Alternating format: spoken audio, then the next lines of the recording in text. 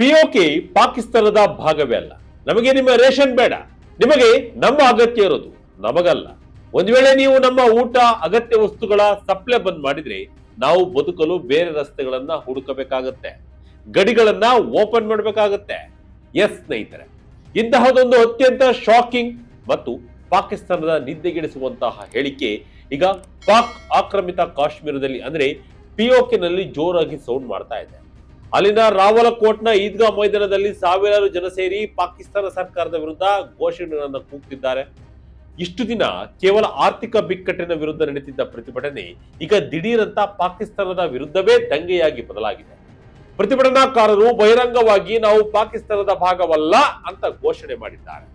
ಅಷ್ಟೇ ಅಲ್ಲ, ನಮಗೆ ಆಹಾರ ಧಾನ್ಯ ಸಿಗದಂತೆ ಬ್ಲಾಕ್ ಮಾಡಿದ್ರೆ ನಾವು ಭಾರತದ ಜೊತೆ ಗಡಿ ಓಪನ್ ಮಾಡ್ತೀವಿ ಅಂತ ನೇರವಾಗಿಯೇ ವಾರ್ನಿಂಗ್ ಕೊಟ್ಟಿದ್ದಾರೆ.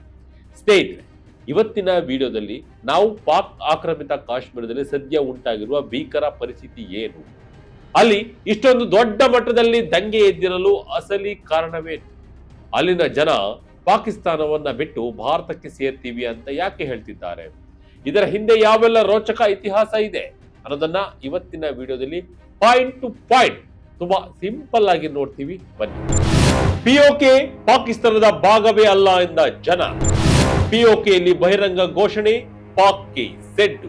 ಹೌದು, ಈ ಇಡೀ ಪ್ರತಿಭಟನೆಯ ಹಿಂದೆ ಜಮ್ಮು ಕಾಶ್ಮೀರದ ಅವಾಮಿ ಆಕ್ಷನ್ ಕಮಿಟಿ ಅಂದ್ರೆ JAAC ನೇತೃತ್ವ ವಹಿಸಿದೆ. ಅಸಲಿಗೆ ಈ ಘಟನೆಯನ್ನ ಪಾಕಿಸ್ತಾನದ ಸರ್ಕಾರ ಆಂಟಿ ಟೆರರಿಸಂ ಕಾನೂನಿನ ಅಡಿಯಲ್ಲಿ ಬ್ಯಾನ್ ಮಾಡಿದೆ. ಆದ್ರೂ ಕೂಡ ಅಲ್ಲಿನ ಜನ ಮತ್ತು ಆಕ್ಟಿವಿಸ್ಟ್ ಸರ್ದಾರ್ ಅಮನ್ ಖಾನ್ ನಾಯಕತ್ವದಲ್ಲಿ ಈ ಪ್ರೊಟೆಸ್ಟ್ ಧಗನೆ ಉರಿತಾ ಇದೆ.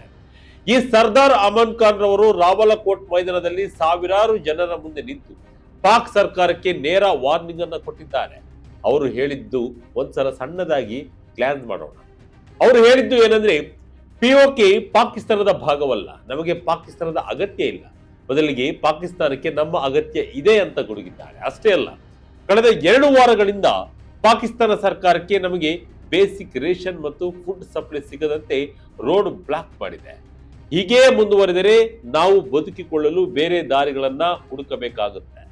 ಜೂನ್ 9ರಿಂದಲೇ ಒಂದು ದೊಡ್ಡ ಗ್ರೂಪ್ ಲೈನ್ ಆಫ್ ಕಂಟ್ರೋಲ್ ಅಂದ್ರೆ LOC ಹತ್ತಿರ ಧರಣಿ ಕೂತಿದೆ. ಒಂದ್ ವೇಳೆ ಆಹಾರದ ಕೊರತೆ ಹೀಗೆಯೇ ಮುಂದುವರಿದರೆ ಪಿಒಕೆಯ ಉಳಿದ ಬಾರ್ಡರ್ಗಳು ಓಪನ್ ಆಗಬಹುದು ಅಂತ ಅವರು ಹೇಳಿದ್ದಾರೆ. ಇದರ ಅರ್ಥ ಫುಲ್ ಕ್ಲಿಯರ್ ಆಗಿದೆ.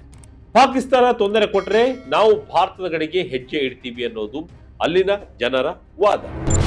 ಪ್ರತಿಭಟನೆ ಕಿಚ್ಚು ಹಚ್ಚಿದ ಪಾಕ್ ಡಿಫೆನ್ಸ್ ಮಿನಿಸ್ಟರ್ ಅಲ್ಲಿನ ಜನರನ್ನ ಅಸಲಿ ಕಾಶ್ಮೀರಿಗಳಲ್ಲ ಎಂದಿದ್ದೇಕೆ? ಸ್ನೇಹಿತರೆ, ಈ ಪರಿಸ್ಥಿತಿ ಇಷ್ಟು ಗಂಭೀರ ಆಗಲು ಮತ್ತೊಂದು ಪ್ರಮುಖ ಕಾರಣ ಪಾಕಿಸ್ತಾನದ ಡಿಫೆನ್ಸ್ ಮಿನಿಸ್ಟರ್ ಖ್ವಾಜಾ ಆಸಿಫ್ ರವರ ಒಂದು ಕಾಂಟ್ರವರ್ಸಿ ಸ್ಟೇಟ್ಮೆಂಟ್. ಆ ಖ್ವಾಜಾ ಆಸಿಫ್ ಇದೇ ರೀತಿ ಹಲವು ಕಾಂಟ್ರವರ್ಸಿ ಸ್ಟೇಟ್ಮೆಂಟ್ ಗಳನ್ನ ನೀಡಿದ್ದಾರೆ. ಇತ್ತೀಚೆಗೆ ಅವರು ಮಾತನಾಡುತ್ತಾ ರಾವಲಕೋಟ್ ಮತ್ತು ಮೀರ್ಪುರ್ನ ನಿವಾಸಿಗಳು ಅಸಲಿ ಕಾಶ್ಮೀರಿಗಳಲ್ಲ, ಅಂದ್ರೆ ನಾಟ್ ಪ್ರಾಪರ್ ಕಾಶ್ಮೀರಿಗಳು ಅಂತ ಹೇಳಿಕೆಯನ್ನ ಕೊಟ್ಟಿದ್ರು. ಈ ಮಾತು ಇಡೀ ಪಿಒಕೆಯಲ್ಲಿ ಕಿಚ್ಚು ಹಚ್ಚಿದೆ. ನಮ್ಮದೇ ದೇಶದ ಮಿನಿಸ್ಟರ್ ನಮ್ಮನ್ನ ಹೀಗೆ ನಡೆಸಿಕೊಳ್ತಾರಾ ಅಂತ ಅಲ್ಲಿನ ನಾಯಕರು ಮತ್ತು ಜನ ರೊಚ್ಚಿಗೆದ್ದಿದ್ದಾರೆ. ಪಾಕಿಸ್ತಾನ ಸರ್ಕಾರ ಅಲ್ಲಿನ ಸ್ಥಳೀಯ ಆರ್ಥಿಕ ಪ್ರತಿಭಟನೆಯನ್ನ ದೇಶದ ಭದ್ರತೆಗೆ ಥ್ರೆಟ್ ಅನ್ನೋ ರೀತಿಯಲ್ಲಿ ಬಿಂಬಿಸಲು ನೋಡ್ತಾ ಇದೆ ಅಂತ ಸ್ಥಳೀಯರು ಆರೋಪವನ್ನ ಮಾಡ್ತಿದ್ದಾರೆ.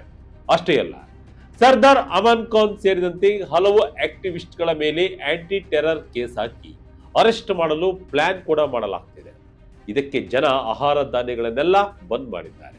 ಈ ಹಿನ್ನೆಲೆ ಜನರು ನಾವು ಪಾಕಿಸ್ತಾನದ ಭಾಗವೇ ಅಲ್ಲ ಎಂದು ಹೇಳ್ತಿದ್ದಾರೆ. ಪಿಒಕೆ ಪಾಕಿಸ್ತಾನದು ಅಲ್ಲ ಎಂದಿರುವುದು ಭಾರತಕ್ಕೆ ವರದಾನವಾಗುವುದು ಖಂಡಿತ. ಪಿಒಕೆಯಲ್ಲಿ ಪ್ರತಿಭಟನೆಗೆ ಅಸಲಿ ಕಾರಣಗಳೇನು?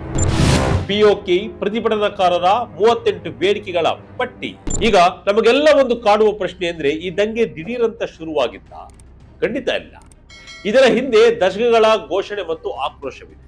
ಪ್ರತಿಭಟನಾಕಾರರು ಒಂದು 38 ಪಾಯಿಂಟ್ಗಳ ಚಾರ್ಟರ್ ಆಫ್ ಡಿಮ್ಯಾಂಡ್ ಅಂದ್ರೆ 38 ಬೇಡಿಕೆಗಳ ಪಟ್ಟಿಯನ್ನ ಪಾಕ್ ಸರ್ಕಾರದ ಮುಂದೆ ಇಟ್ಟಿದ್ದಾರೆ.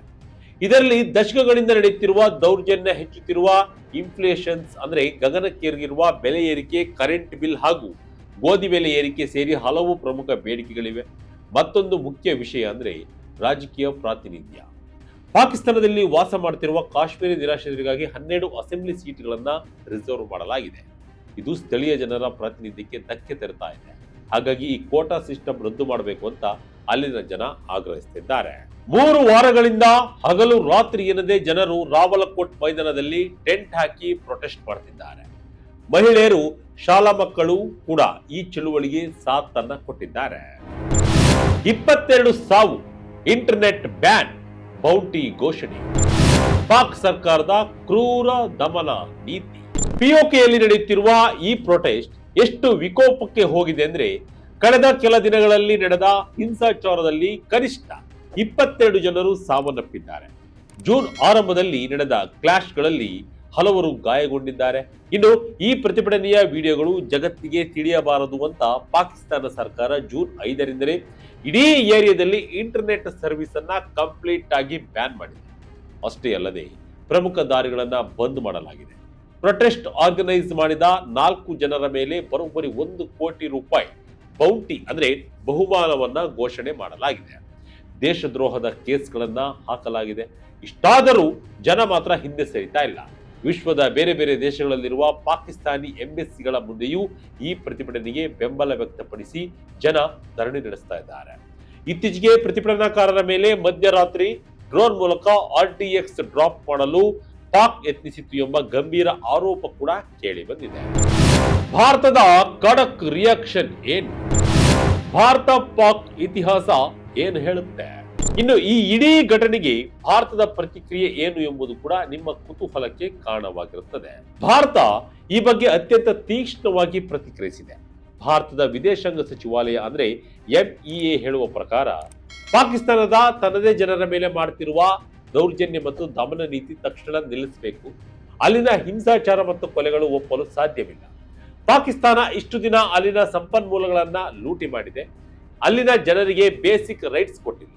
ಅದರ ಪರಿಣಾಮವೇ ಇವತ್ತು ಜನ ಬೀದಿಗೆ ಇಳಿದಿದ್ದಾರೆ ಅಂತ ಭಾರತ ಹೇಳಿದೆ. ಜಮ್ಮು ಮತ್ತು ಕಾಶ್ಮೀರ ಮತ್ತು ಲಡಾಖ್ ಭಾರತದ ಅವಿಭಾಜ್ಯ ಅಂಗ ಮತ್ತು ಪಾಕಿಸ್ತಾನ ಅಲ್ಲಿ ಬೇಡದ ರೀತಿಯಲ್ಲಿ ಅಕ್ರಮವಾಗಿ ಒತ್ತುವರಿಯನ್ನ ಮಾಡಿಕೊಂಡಿದೆ ಅನ್ನೋದು ಭಾರತದ ಅಧಿಕೃತ ನಿಲುವು. ನಿಮಗೆ ಇತಿಹಾಸ ಗೊತ್ತಿರಬಹುದು. 1947ರ ಅಕ್ಟೋಬರ್ನಲ್ಲಿ ಭಾರತ ವಿಭಜನೆಯಾದಾಗ ಜಮ್ಮು ಕಾಶ್ಮೀರದ ಮಹಾರಾಜ ಹರಿಸಿಂಗ್ ಅವರು ಭಾರತ ಜೊತೆ ಇನ್ಸ್ಟ್ರೂಮೆಂಟ್ ಆಫ್ ಆಕ್ಸೆಷನ್ ಒಪ್ಪಂದಕ್ಕೆ ಸಹಿ ಹಾಕಿದರು. ಆದರೆ ಪಾಕಿಸ್ತಾನ ಪ್ರಾಯೋಜಿತ ಬುಡಕಟ್ಟು ಉಗ್ರರು ಎಲ್ಲಿಗೆ ಬಂದು ದಾಳಿಯನ್ನ ಒಂದಿಷ್ಟು ಜಾಗವನ್ನ ಅಕ್ರಮವಾಗಿ ವಶಪಡಿಸಿಕೊಂಡ್ರು. ಅದೇ ಇವತ್ತಿನ ಪಾಕ್ ಆಕ್ರಮಿತ ಕಾಶ್ಮೀರ ಅಂದ್ರೆ POK. ಇದನ್ನೇ ಪಾಕಿಸ್ತಾನದವರು ಆಜಾದ್ ಕಾಶ್ಮೀರ್ ಅಂತ ಕರೀತಾರೆ. POK ತಾನಾಗಿಯೇ ಬಂದು ಭಾರತಕ್ಕೆ ಸೇರ್ತಾ ಇದೆಯಾ?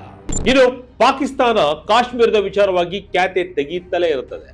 ಕಾಶ್ಮೀರ ನನ್ನದು ಎಂದು ಜಾಗತಿಕ ಮಟ್ಟದಲ್ಲಿ ದೊಡ್ಡದಾಗಿ ಫೋರ್ಸ್ ಕೊಡ್ತಾನೆ ಇದೆ. ಮೊನ್ನೆಯಷ್ಟೇ ಕಾಶ್ಮೀರ ಪಾಕಿಸ್ತಾನದ ಭಾಗ ಅಂತ ಚೀನಾದಲ್ಲಿ ನಿಂತುಕೊಂಡು ಪಾಕಿಸ್ತಾನ ಮಾತನಾಡಿತು. ವಿಶ್ವಸಂಸ್ಥೆ ಜನಾಭಿಪ್ರಾಯವನ್ನ ಸಂಗ್ರಹಿಸಿ ಕಾಶ್ಮೀರವನ್ನ ಪಾಕಿಸ್ತಾನಕ್ಕೆ ನೀಡಬೇಕು ಅಂತ ವಾದ ಮಾಡುತ್ತಲೇ ಇರುತ್ತದೆ. ಆದರೆ ಭಾರತ ಮೊದಲು ಪಾಕಿಸ್ತಾನ 1948ರ ವಿಶ್ವಸಂಸ್ಥೆಯ ಚಾರ್ಟರ್ನಂತೆ ತನ್ನ ಕೆಲಸ ಮಾಡಲಿ, ಸೇನೆಯನ್ನ ಹಿಂದಕ್ಕೆ ತೆಗೆದುಕೊಳ್ಳಿ, ಆಮೇಲೆ ಗಿನಾಭಿಪ್ರಾಯ ಅಂತ ಹೇಳ್ತಾನೆ ಬರ್ತಾ ಇದೆ. ಜನಾಭಿಪ್ರಾಯ ಸಂಗ್ರಹವಾದರೂ ಕೂಡ ಭಾರತದ ಪರವೇ ಅಲ್ಲಿನ ಜನ ನಿಲ್ಲುತ್ತಾರೆ ಎಂಬುದು ಕ್ಲಿಯರ್ ಆಗಿದೆ. ಅದೇ ಕಾರಣಕ್ಕೆ ಈ ಹಿಂದೆ ರಕ್ಷಣಾ ಸಚಿವ ರಾಜನಾಥ್ ಸಿಂಗ್ POK ತಾನಾಗಿ ಬಂದು ಭಾರತಕ್ಕೆ ಸೇರುತ್ತೆ ಅಂತ ಹೇಳಿದ್ದರೆ, POK ಹಿಂದೆ ಮುಂದೆ ಇದು ಯಾವತ್ತಿಗೂ ಭಾರತದ ಅವಿಭಾಜ್ಯ ಅಂಗ ಅಂತ ವಿದೇಶಾಂಗ ಇಲಾಖೆ ಹೇಳ್ತಾನೆ ಬರ್ತಾ ಇದೆ. ಥರ್ಡ್ ಪಾರ್ಟಿಗಳು ಎಂಟ್ರಿ ಆಗದ ರೀತಿ ನೋಡಿಕೊಂಡಿದೆ. ಒಟ್ಟಿನಲ್ಲಿ ಇಷ್ಟು ದಿನ ಬೆಲೆ ಏರಿಕೆ ವಿರುದ್ಧ ಶುರುವಾಗಿದ್ದ ಒಂದು ಲೋಕಲ್ ಪ್ರತಿಭಟನೆ ಇವತ್ತು ಪಾಕಿಸ್ತಾನ ಸರ್ಕಾರದ ವಿರುದ್ಧದ ದಂಗೆಯಾಗಿ ಬದಲಾಗಿದೆ. ತಮ್ಮದೇ ದೇಶದ ರಕ್ಷಣಾ ಸಚಿವರ ವಿವಾದಾತ್ಮಕ ಹೇಳಿಕೆ ಮತ್ತು ಸರ್ಕಾರದ ಕ್ರೂರ ನಡೆಗಳಿಂದ ಅಲ್ಲಿನ ಜನ ಇವತ್ತು ಪಾಕಿಸ್ತಾನ ನಮಗೆ ಬೇಡವೇ ಬೇಡ ಅಂತ ಘೋಷಣೆಯನ್ನು ಕೂಗ್ತಿದ್ದಾರೆ. ಭಾರತದ ಗಡಿಗಳನ್ನು ನಮಗಾಗಿ ಓಪನ್ ಮಾಡಿ ಅಂತ ಹೇಳ್ತಿದ್ದಾರೆ. ಮುಂದಿನ ದಿನಗಳಲ್ಲಿ ಪಾಕಿಸ್ತಾನ ಸರ್ಕಾರ ಈ ಪರಿಸ್ಥಿತಿಯನ್ನ ಹೇಗೆ ನಿಭಾಯಿಸುತ್ತೆ? ಇಂಟರ್ನೆಟ್ ಬ್ಯಾನ್ ಅನ್ನ ತೆರವುಗೊಳಿಸುತ್ತಾ? POK ಭಾರತಕ್ಕೆ ಸೇರುತ್ತಾ ಎಂಬುದನ್ನ ಕಾದು ನೋಡಬೇಕಿದೆ. ಈ ಬಗ್ಗೆ ನಿಮ್ಮ ಅಭಿಪ್ರಾಯವನ್ನ ಕಮೆಂಟ್ ಮೂಲಕ ತಿಳಿಸಿ. ಇದಾಗಿತ್ತು ಕ್ಷಣದ ಅಪ್ಡೇಟ್. ಇದೇ ರೀತಿಯಾದ ಅಪ್ಡೇಟ್ಗಳಿಗಾಗಿ Vijaya Kanaka website, YouTube page, Facebook page follow ಮಾಡ್ತಾ ಇರಿ. ಧನ್ಯವಾದಗಳು.